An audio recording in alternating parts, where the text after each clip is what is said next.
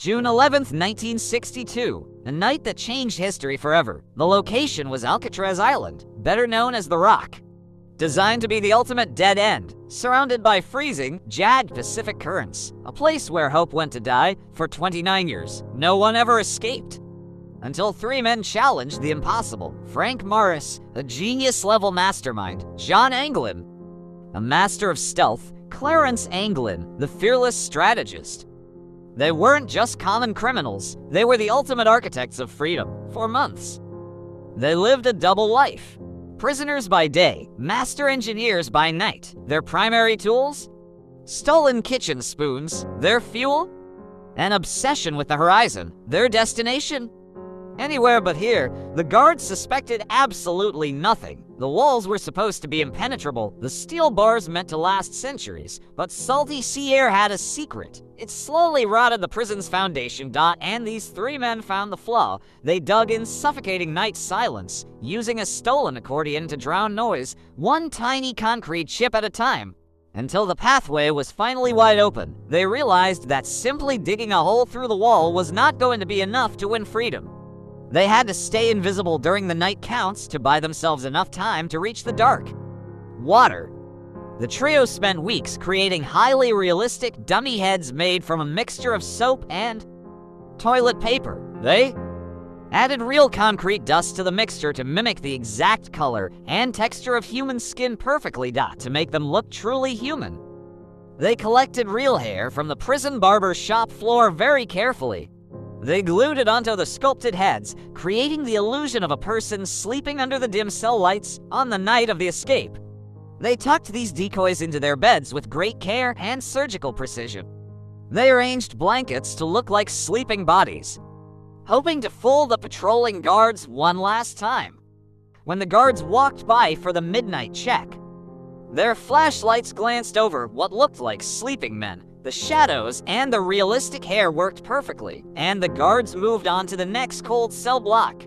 Little did the guards know that the real prisoners were already deep inside the utility corridors of the prison. They were crawling through narrow mazes of old pipes.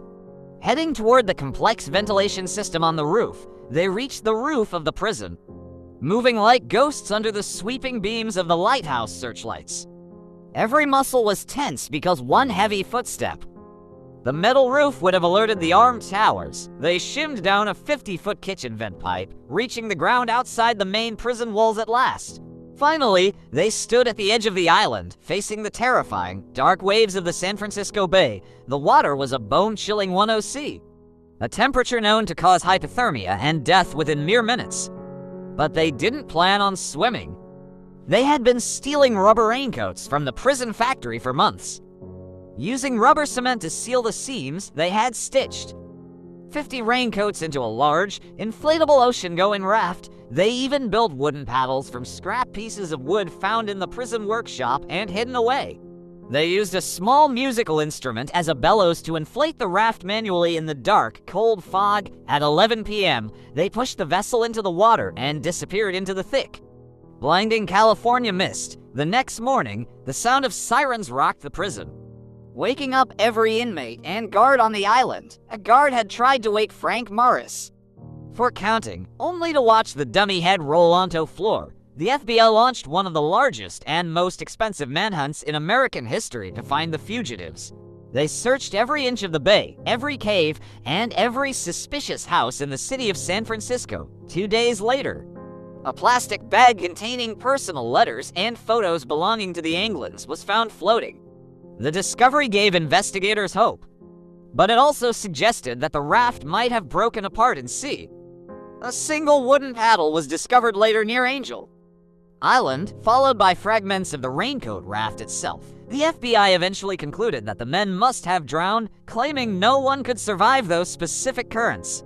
They argued that the raft failed and the freezing water took their lives before they could reach mainland. However, the case was never officially closed because no bodies were ever recovered from the depths of Pacific. Years later, the mystery deepened when the Anglin family began receiving strange, unsigned Christmas cards in the mail. Handwriting experts analyzed the ink and confirmed there was a High probability the brothers were indeed the authors. In 1975, a photograph surfaced from Brazil showing two men standing in a field who looked like brothers. A childhood friend claimed he met them in South America and that they were living as successful farmers. The mystery took a final, shocking turn in 2013 when a letter arrived at the San Francisco Police Department. It read, "My name is John Anglin. I escaped from Alcatraz in June 1962. Yes, we all made it." The letter claimed that Frank Morris had died in 2008 and Clarence had passed away in 2011 recently. The writer offered to surrender to the police in exchange for medical treatment for his terminal lung cancer. The FBI conducted a forensic analysis of the handwriting on the 2013 letter, but the results were inconclusive. This left the world in a state of permanent doubt about whether the most famous escape was successful. If they survived, it means they accomplished the greatest prison break in history against the most elite security. It proves that even the most fortified structures have a hidden weakness when faced with a determined mind. Today, the cells of Morris and the Anglins are the most popular spots in the Alcatraz Museum for tourists. Visitors stand in awe, seeing the holes dug with spoons and the vents they used to climb freedom. How could a simple spoon defeat a federal prison that was designed to hold the world's dangerous gangs? Some believe they are legendary folk heroes, while others see them as lucky criminals who escaped dark fate. The U.S. Marshals Service still keeps the case open today, refusing to let the mystery go unsolved forever. The investigation will continue until they are 100 years old or until proof of death is finally found. This means the official hunt for the Alcatraz Three will continue until the year 2030, a century after birth. Every few years, new technology is used to simulate the bay's currents from that specific night in 1962. Recent computer models show that if they left at exactly 11:30 p.m., the tide would have pushed them. This scientific evidence supports the theory that they didn't drown, but instead landed safely near the Golden Gate.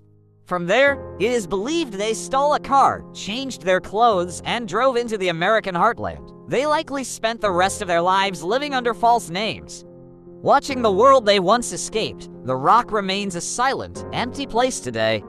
But the legend of the escape grows larger every year. It is a story of human ingenuity, showing that no cage is strong enough to hold a spirit. The dummy heads remain a chilling reminder to the guards of how easily they were mocked by prisoners.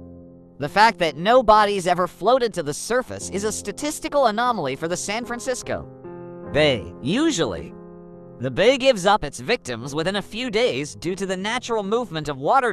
Could they have had an outside accomplice waiting in a boat to pick them up in the dark? Some theories suggest a local fisherman was paid in advance to ferry them to the mainland for cash. Whatever the truth, the escape from Alcatraz remains the ultimate unsolved mystery of the 20th century for everyone. It has inspired countless books, documentaries, and famous movies that try to piece together the final outcome. Tonight, Frank Morris was recorded with an IQ of 133, making him literally too smart for the walls of Alcatraz. He knew that psychological warfare was just as important as the physical act of digging through the concrete. The Anglin brothers provided the physical muscle and swimming skills needed to survive the harsh environment of coast. Together, they were the perfect escape team, balancing intellect and bravery to achieve what was thought to be impossible. As you look at the gray walls of Alcatraz today, you can almost hear the scratching of spoons. Can you imagine the feeling of the cold wind on their faces as they pushed that raft history? Did they win the ultimate gamble, or did the ocean claim them as its own in the end? The answer might lie in a hidden, quiet grave in Brazil or at the bottom of the bay.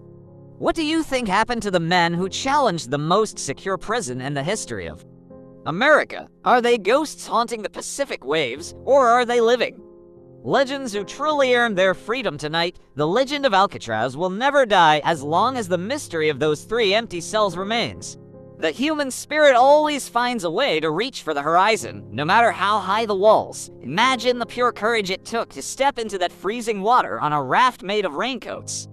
Every ripple in the water around the island today seems to carry a tiny piece of their story. Historians continue to debate the evidence, looking for any small detail investigators might have missed in 1962. New witnesses occasionally come forward with stories, but after 60 years, the truth has become a mixture of legend. The prison was closed shortly after the escape, partly because its reputation as a fortress was shattered by them. It could no longer be called the Inescapable Rock when 3 men had walked out into the fog. Researchers still use sonar to scan the floor of the bed, hoping to find the remains of raft, but the mud of the San Francisco Bay hides its secrets well from the eyes of modern science. Some say the men were spotted in a blue Chevrolet on the night of the escape, speeding away. If that story is true, they lived out their lives as free men, laughing at the law until today. The dummy heads are still preserved in museums as a warning against the power of the creative mind. As the fog rolls in over the island tonight, remember the truth is still waiting to be found. Their legacy is etched into the very stone of the prison, a testament to the pursuit of liberty. They made the world believe in the possibility of the impossible, even when the odds were against survival. Remember the 3 who dared to dream of a world beyond the bars and the cold Pacific water. Their shadows still dance in those corridors, and their names will be remembered as long as rock stands. Was it a suicide mission or a stroke of genius?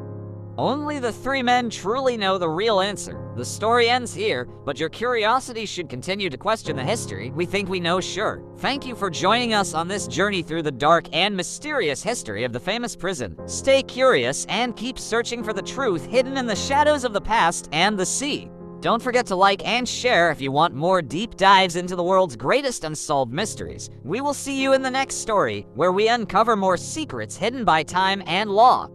Good night from the shores of San Francisco, where the ghosts of the past still linger in the evening mist. End of transmission.